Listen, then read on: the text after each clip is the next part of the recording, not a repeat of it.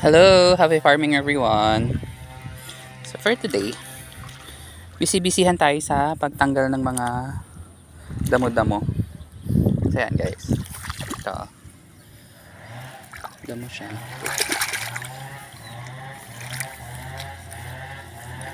Medyo maliliit pa naman ang damo kaya hindi pa tayo nagpapatulong magpagamas. Kasi pag napuputol siya hindi nadadala yung ugat. Maganda kasi pagkabunot, dala yung ugat guys. Syempre pag nagpagamas tayo, yung iba basta makagamas lang, napuputol lang yung katawan pero yung ugat nandun pa rin. Kaya tutubo ulit siya. So ngayon halaw-halaw lang tayo.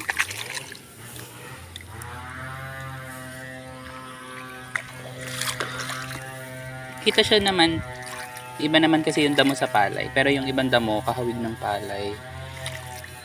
Pero may iras naman yung palay, kaya alam mo kung alin yung damo talaga. So ganyan-ganyan lang ang maggamas ng damo. Masakit lang siya sa likod pag sobrang tagal mo nang nakayuko.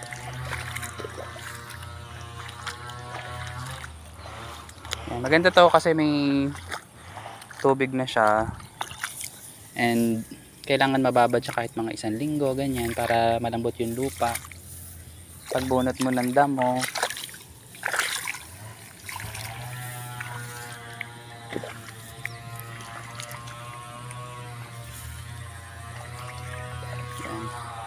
inaagapan natin sa damo kasi ang hirap pili ng bigas pag nahaluan ng mga buto-buto ng halaman. Pag kasi na-harvest, dala pati mga naging bunga ng mga nagdamong ligaw.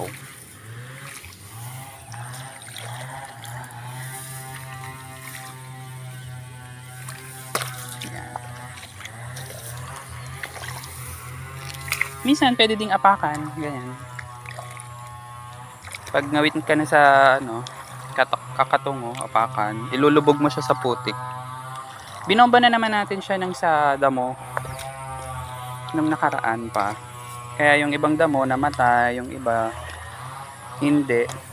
Kagaya nito, hindi naman siya namatay.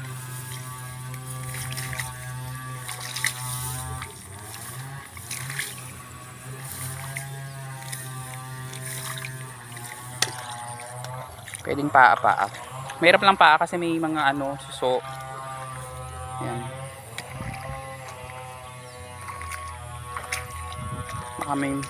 Madalas pa lang nangyayari naman talaga. Natutusok tayo ng kuhol. Ang sakit pa namang makadali ng kuhol.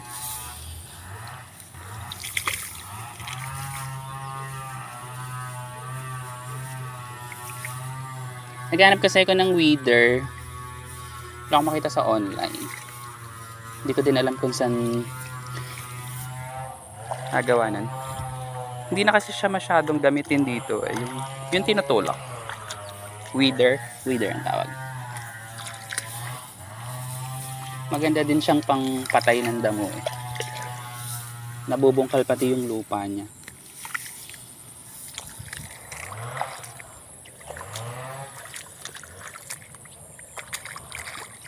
Yan. So may agwat siya.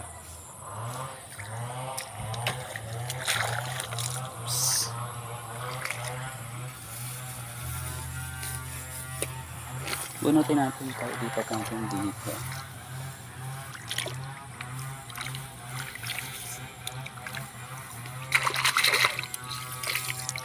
Ayan. Simple lang naman ang pagbubukid. Kaya lang kailangan talaga yung oras.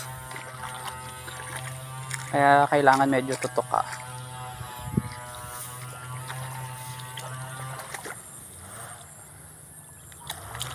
Nilate lang tayo ng ilang araw sa pagpa-fertilize kasi wala tayong tubig nung nakaraan. Kaya na-late. Kaya medyo napansin nyo, medyo parang dumilaw siya. Yung iba. Yun lang naman so far.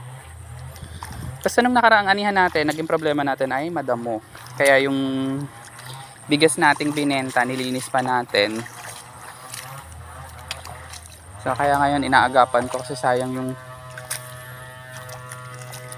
oras pag pag madumi yung bigas.